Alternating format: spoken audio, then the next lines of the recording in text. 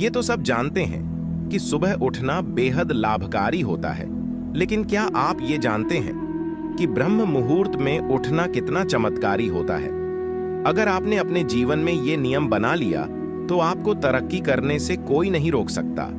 लेकिन क्या सुबह ब्रह्म मुहूर्त में उठकर सिर्फ बैठ जाएं तो क्या करें? ऐसे कई सवाल हैं जो आपके मन में भी होंगे। कुछ लोग शायद कहेंगे कि मेडिटेशन करें, हालांकि ये भी जरूरी है, लेकिन आप इसके अलावा ब्रह्म मुहूर्त में और क्या-क्या कर सकते हैं, आइए जानते हैं। मन की शुद्धि। ब्रह्म मुहूर्त में उठने से मन ताजगी और शांति की अनुभूति होती है।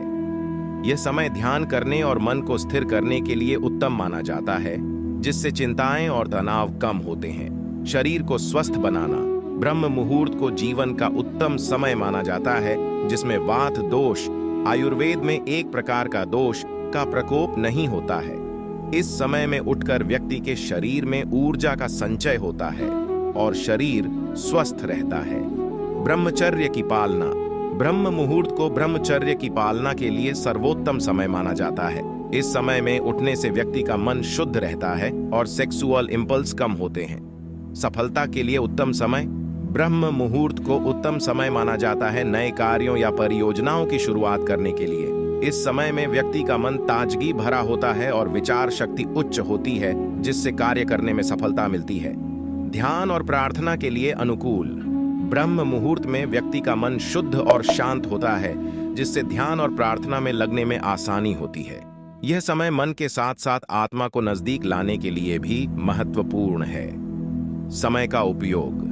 ब्रह्म मुहूर्त को आपका समय जीवन का सबसे प्रमुख और मूल्यवान समय माना जाता है। यदि आप इस समय को उठकर विभिन्न सकारात्मक कार्यों में लगाते हैं तो आपके जीवन के अनुभव बेहतर हो सकते हैं और आप सफलता की सीढ़ियों को चढ़ सकते हैं। ब्रह्म मुहूर्त का समय बेहद शुभ। ब्रह्म मुहूर्त का समय वो होता है जो रात्रि प्रहर के बाद और सूर्योदय के बीच होता है, यानी 4 बजे से लेकर 5:30 तक का समय इस मुहूर्त में आता है।